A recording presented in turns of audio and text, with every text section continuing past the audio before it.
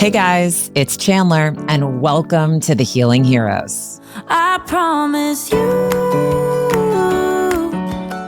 I'm Chandler Stroud, an executive, wife, and busy mom of two, who after years of living with anxiety, health struggles, and an unshakable feeling like I should be happier, made a profound discovery that changed everything. Join me on a journey where unexpected paths lead to healing and more happiness. On this show, we'll explore unconventional ways to unlock more joy in your own life with the help of my very own healers and trusted advisors, the Healing Heroes.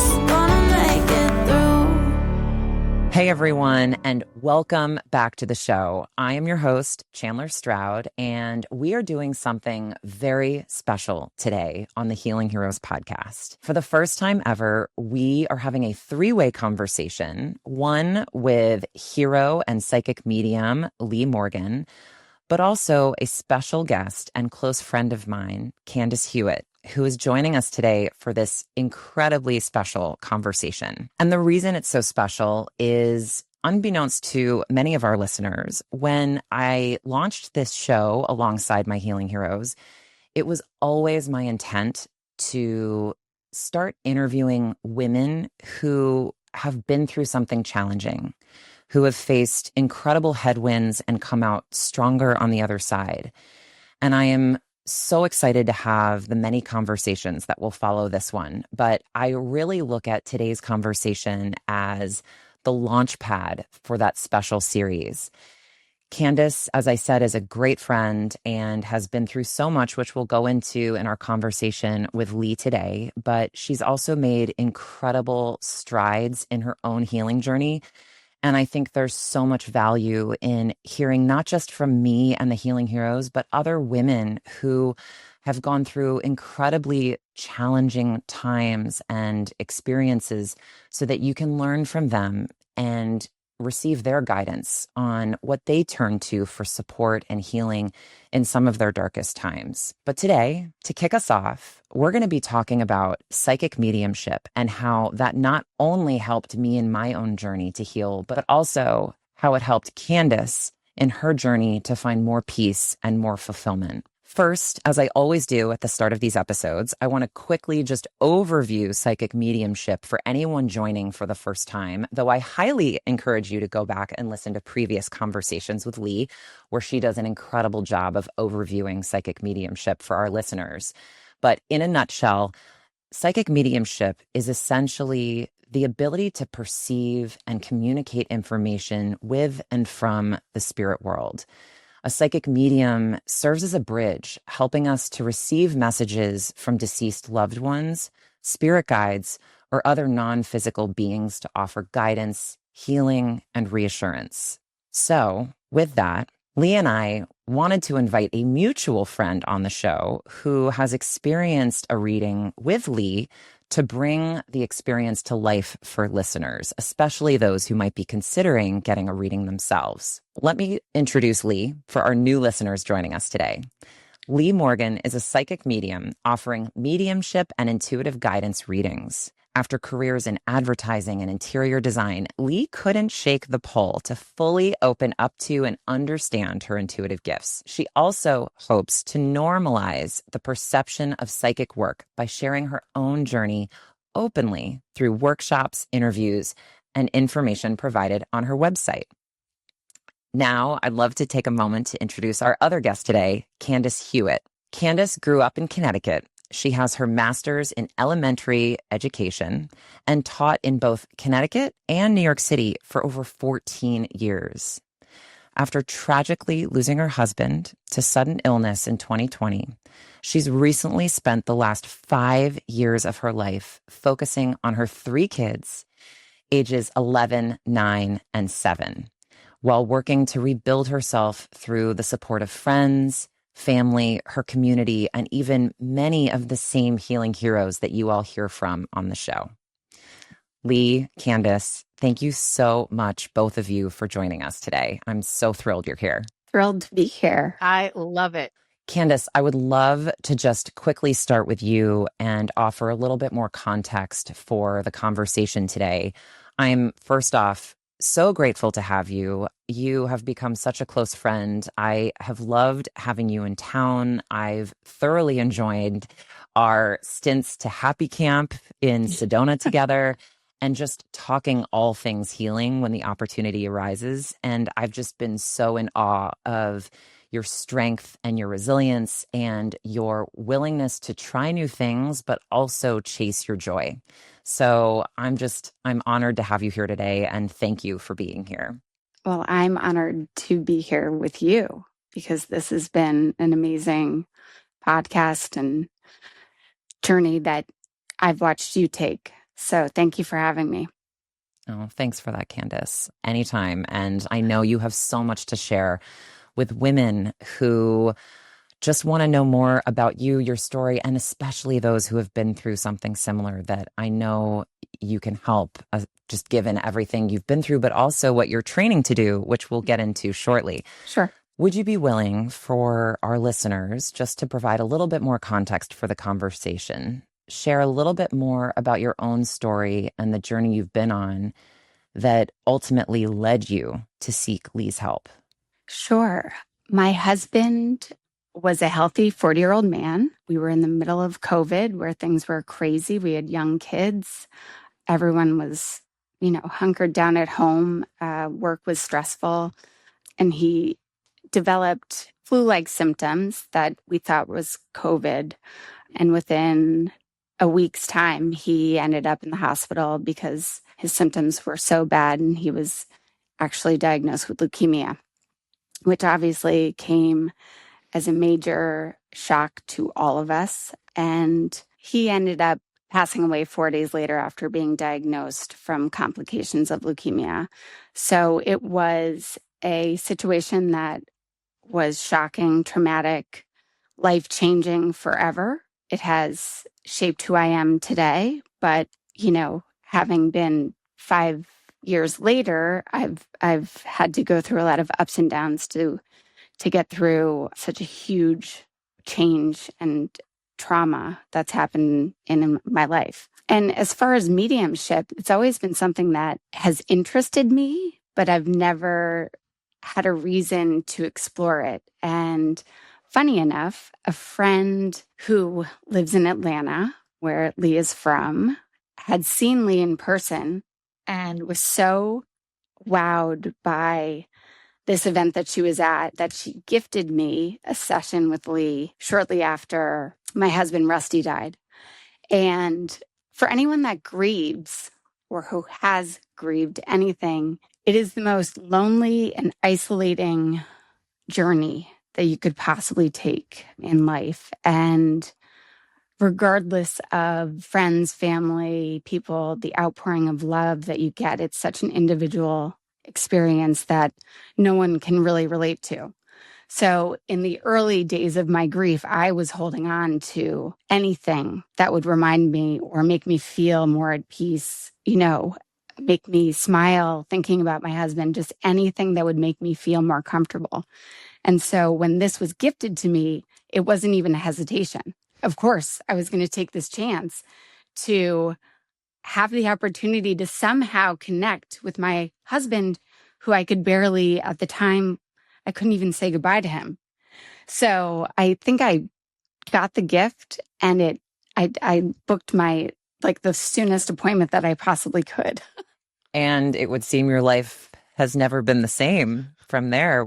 How many times have you seen Lee since that first session? I think it's been 4. Wow. And it's been, at times in my life where I've been confused or wanted answers or just wanted to, feel his presence and be reminded that there is this world that I truly believe is literally within inches of us. And Rusty is not far away. He's not physically here, but his spirit is. He has been a part of so many milestones that have happened in the last year. I mean, I swear he orchestrated my move from New Jersey to Connecticut. just serendipitously. He made it all happen. And hearing from Lee during our first reading, it just was, I felt like I was talking to him through someone else. Personalities of my kids that were described were spot on. In one of the readings, Lee said, there's something with a move, because I was moving from New Jersey to Connecticut. And she said, there's a number 3. Something's coming up with the number 3. I don't know what it is, whether you have 3 bidders on your house. There's a 3 in the number that you get for your house, whatever it is. There's number 3. Keep your eyes open for that. And so I go through the move. 3 never came up. I couldn't figure it out, but it was always in the back of my mind.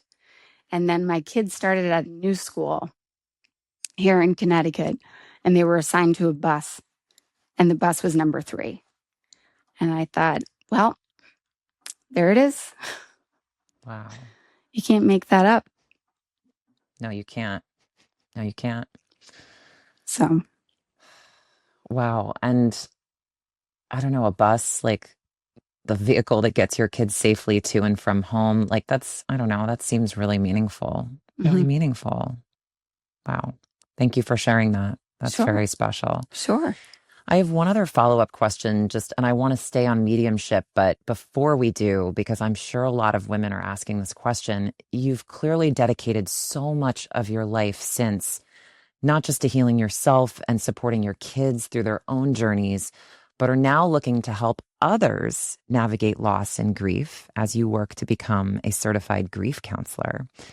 Can you share a little bit more about that and what you found along the way to be most helpful in trying to keep moving forward from such a difficult experience?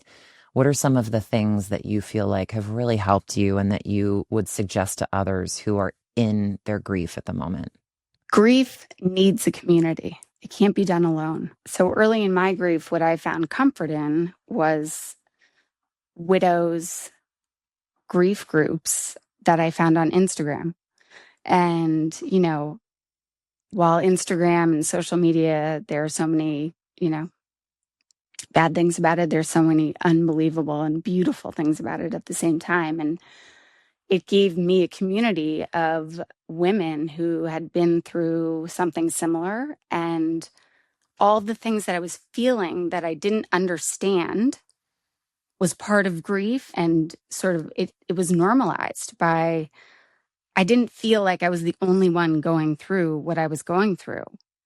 And it eventually led me to, first I kind of took a step back with these groups and I wasn't really involved. I was more of a bystander. I would listen to meetings that we had. I wouldn't really participate. And then I found myself signing up for a widow's retreat out in Colorado, which I went to completely by myself, not knowing anyone.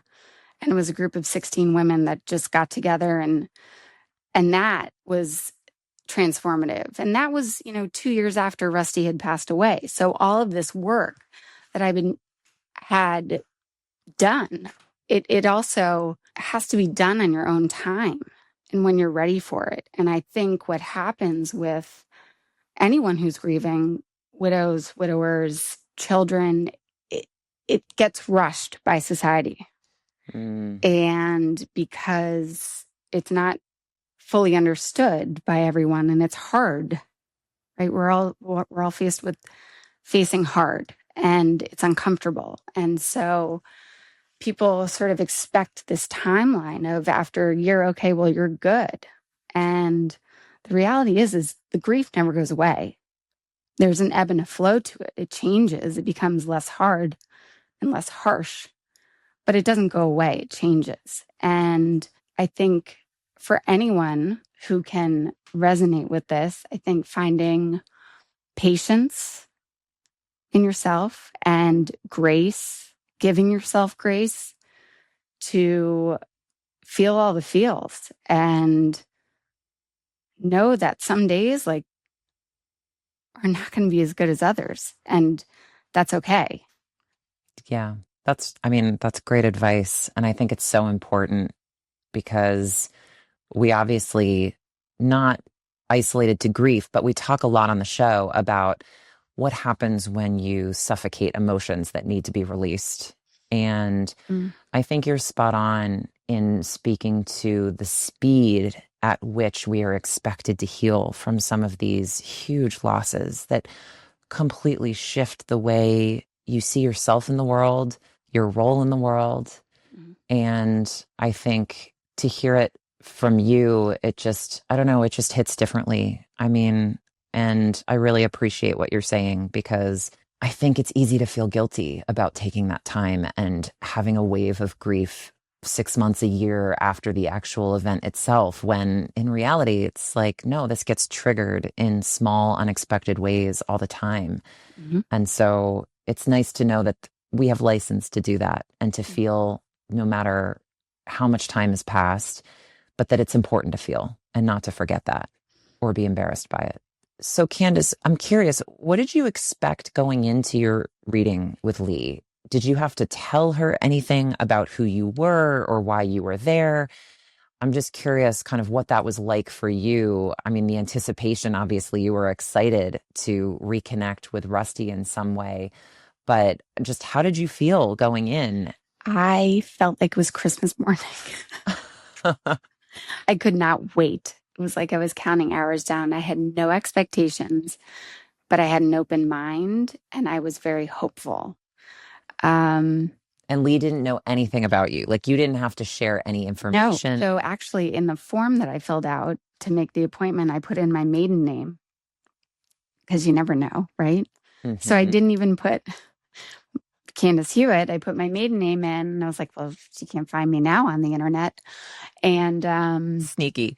Right. That was and we started the session and she was kind of explaining to me how it worked, and it's like charades, right? Like messages come through me in different ways, and she's explaining this to me. And then she's like, I have to tell you that there is someone here who is very eager to speak to you. And it was like, well, there he is. I mean, and it just, I don't know. It was magical and just it brought so much peace to know that he was okay. And it gave me an hour of just being with him. God, I'm like tearing up thinking about that moment, because I can only imagine how that felt to just have her proactively say, there's someone here who really wants to talk to you, and you've been waiting so long for that message and to have that moment. I can only imagine what that hour was like for you. Yeah, I've listened to it multiple times. I go back every once in a while and listen. And it wasn't all tears and crying and blowing my nose. It was laughter and joy and connection. There was one point that Lee made mention of this shirt that I was wearing, which is this quilted sweatshirt. And Rusty had given her a message that said he had a similar one in his wardrobe. And it was something that I had given him for Christmas. So he's making these connections about the clothes that I had given him and being very similar to what I was wearing at the time. And it was just like it was like we were just having a conversation. Wow. Yeah. Wild is the word. Lee, do you remember this conversation with Candace? And I mean, I know you've had so many since. I'm sure you have a lot of follow-ups for Candace. That is such a good question. First, I want to say, Candace, thank you so much for doing this. I mean, I love to talk about what I do, but I always feel like for those that it could help, it would be so important to hear from someone who had already experienced it, right? Because I can't tell anybody what it's like to be in your shoes, like someone who's coming to see me. So thank you so much. I don't remember her reading. Readings are interesting, and I have kind of a theory, but I remember readings for about 72 hours. Now, that's different than remembering Candace, right? I remember Candace because she's had more than one reading at kind of intervals where I keep remembering her. And maybe even more importantly, why I remember her is because she sent you to me, which led to where we are today. So I do remember her, but I remember she lost her husband. I don't remember any of the details. I remember that she has 3 kids. I don't remember any of their ages. I mean, there's so much I don't remember.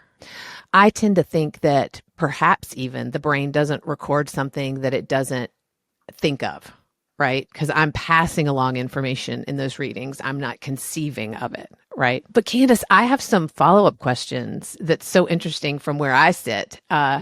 So your friend that gave you the gift, which was very lovely, did she know that you were open to this type of thing, or was she just guessing? She and I had talked about it. I think she called me and said that she had seen you, and in this event that she was at, you had made reference to her grandmother or something of the sort that no one else knew. And so she was so blown away. She called me immediately and said, "You need to do this." And did it help you feel more confident because she had seen me in person? Like, the reference did that help? Yes, it did. It did. And then you made it immediately. You're super excited, which I love. I did not know this, and I love that you put your maiden name on there. I always say, and I've said it historically in this podcast, a skeptic is fine, right? A skeptic is somebody that's like, just show me the money, show me the proof. And I love that you did that. I would have never known. I joke with some people and say, if I was going to look things up on the internet, it would be much more expensive, because I think that's such a pain. But in addition, I think what you can shed light on, which you've kind of already said with the 3 and with the sweatshirt you were wearing, is that the confirming info that I tend to get is not stuff that can be found, right? It's not things that let's just say someone were trying to, even if Chandler were writing a bio on you or the situation, she couldn't find the type of information that I get in the readings. It's so specific, right? You touched on, through this reading, things that had happened while he was in the hospital. Wow. While he was in the hospital because it was leukemia, had to go through blood transfusions. And this is something that you said had come to you through him. I mean, that wasn't even stuff that I had conversations with anyone about, because the nature of his death happened so quickly, and so quickly there was no time to think and have these conversations with people. So information like that came to me through you was like, you can't find that information anywhere. Isn't that great? I mean, the information itself is not great. No. But providing of that kind of detail. Yeah. How soon after Rusty passed did you have the reading? I believe it was 4 months. Okay. Yeah, I recommend at least 3. Do you feel like that mattered? Do you feel like earlier, like maybe you were more open to it because you had a moment? I would have done it, a week later if I could have. But, and again, because I was searching. Yeah. All I wanted was a connection with him. Yeah. Was there a moment at the beginning of the reading? I mean, obviously you had a lot of faith, right? So when I said, I guess, from what you said, someone is here who really wants to see you, you immediately felt like it was him. Was that followed up by any kind of confirmation where you thought, oh yeah, it is him? Well, you said there's someone here who's very eager to speak to you, and he keeps saying, "I love you, I love you, I love you, I love you, I love you." Wow. And then you made you're like, "I'm so sorry, Candace, that this is your spouse." So he told me. Yeah. Sometimes they tell me, sometimes my client tells me. Mm-hmm. It changes by reading. And then was he able to give me any aspects of his personality that I could present to you, like words he would say or mannerisms or just his general nature? Yes. He was a very loyal person. And you talked about how loyal he was, how funny he was. You mentioned his blue eyes, which he has very crystal clear blue eyes. Yeah. And then, so the reading ends, right? Mm-hmm. And this is another part I don't get to see. So the reading ends and you go back to your life. How did you feel after? And do you feel like that evolved over time? To be honest, I think it probably stayed with me and affected me for the remainder of the day because it was so new and so fresh. And I listened to it again and just was trying to digest everything that had happened. And then, as time passed a little bit, it brought me more comfort because I knew if I needed, I could go back and do it again. And who knows what would happen in a second reading. But if I needed something, it just brought more comfort to me to know that I had that option. Yeah, especially since you have kids, clients that tend to come back, and people ask me this all the time, do I need to come back? And I always say there's no such thing as need. This is a very personal experience. And some people want to do it once, and some people want to repeat the experience at random intervals through their life. And you are in a category of client that has young children that you're parenting now alone. And I find that people in that circumstance really enjoy even maybe a yearly check-in, even if it's just about the kids, like advice on like what to do now, or how do you see this, or that sort of thing. So has that happened in any of your subsequent readings? It has, actually. With all of my kids, I was contemplating getting a dog. And I brought it up. And it was like a clear answer, yes. So now I have this huge golden retriever who is the best decision I've ever made. But little things like that, with just wanting like to be co-parenting with someone. Yeah. Yeah. Is there anything about your experience that you would like to share with somebody who maybe isn't as enthusiastic as you were initially? Maybe they don't quite know what they're signing up for. Is there anything you would share with them? Again, it's all on your own time, right? At this point, someone may not be inclined to even give it a try, but a year from now, they may feel differently. And so it's all about keeping an open mind, and could be for you, could not. So, but your experience, I'm just going to ask you these questions because this is the type of thing that people are worried about. So your experience was that only lovely individuals came through to talk to you that wanted to give you positive, loving messages, right? Yes. Nothing negative, nothing scary, only showing love, really. Yeah. And there was a lot of laughter, right? That happens all the time, even in the saddest of stories, because they want you to laugh, right? They want you to know they're well, and they're that, like Rusty would want you to know, I'm that guy on the sofa on Sunday that you remember, that's going to say something funny. Mm-hmm.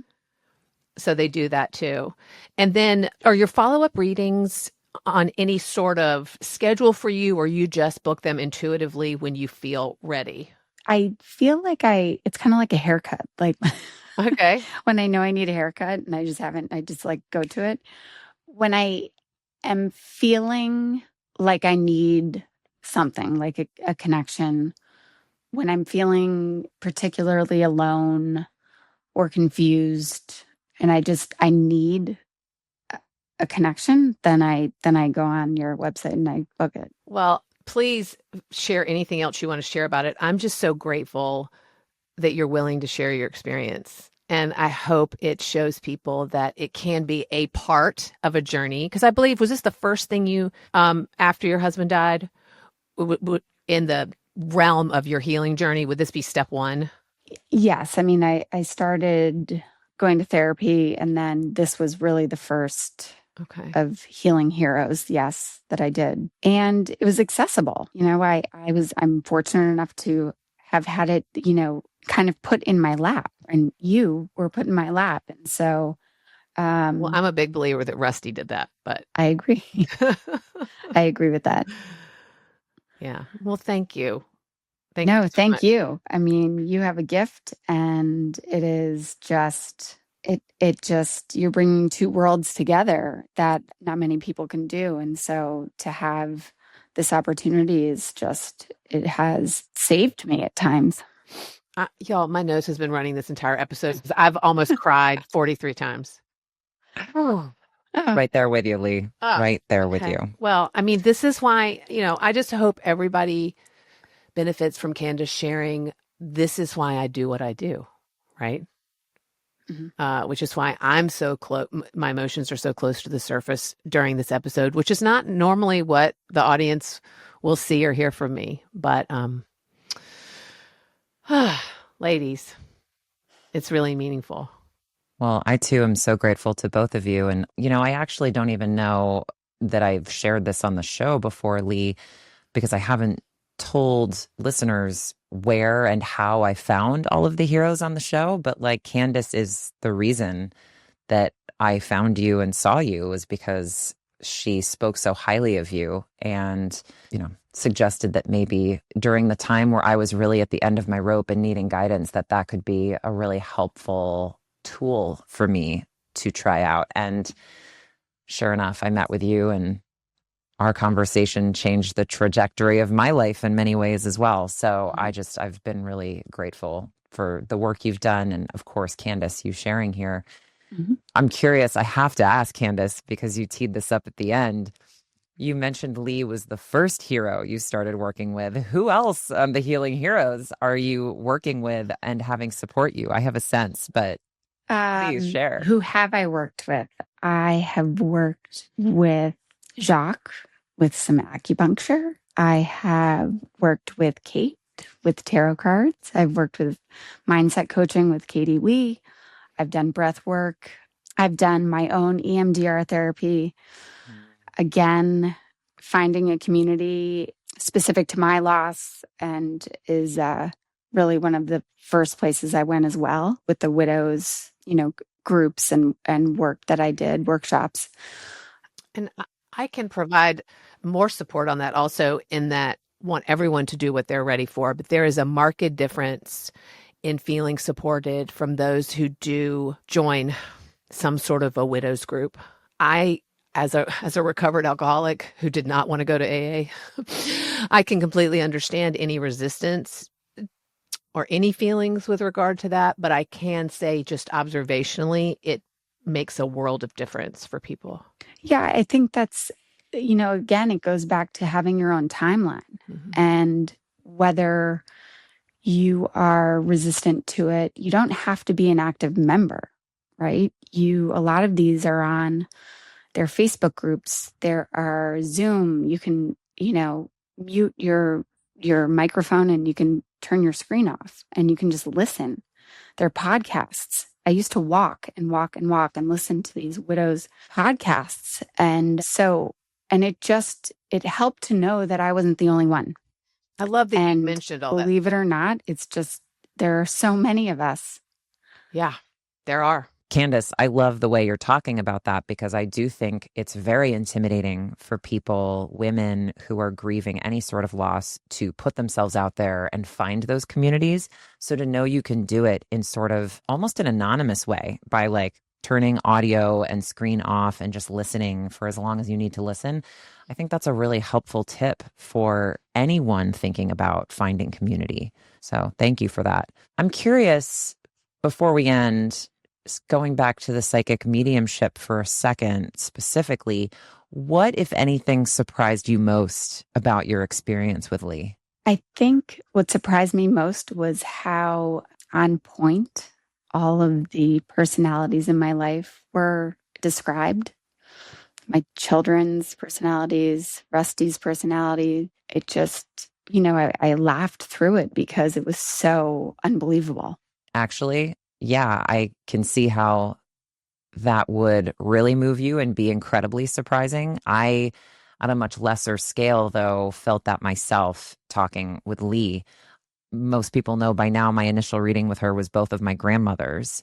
And she made a comment before I even said anything that she said, these two women look like very good friends. Like they are laughing and having a ball together. And I was like, yeah, my grandmothers were great friends in real life before my parents even married. So I thought it was very cool she picked up on that dynamic without me having to say anything. And it was a really meaningful part of the conversation to have her understand that relationship and that dynamic without me having to go there. I mean, it just really drove a lot more authenticity and credibility within our conversation. So Lee, thank you again too. Oh, you're welcome.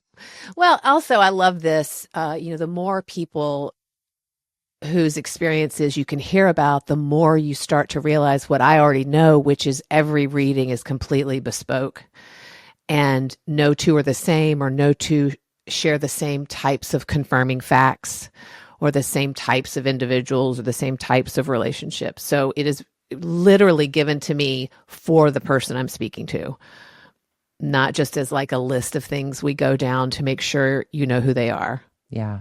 No, I think that's spot on, and speaks to a lot of the different approaches that we talk about on the show, that they are so bespoke and no two experiences are ever the same, which I think is really meaningful. Candace, any final words or advice that you'd share with listeners thinking about a reading for the first time? If you are contemplating it and you're comfortable, take a leap. If you're not quite there yet, just keep it in your back pocket as a possibility, and maybe your mind and your heart will shift. And if it doesn't, that's okay.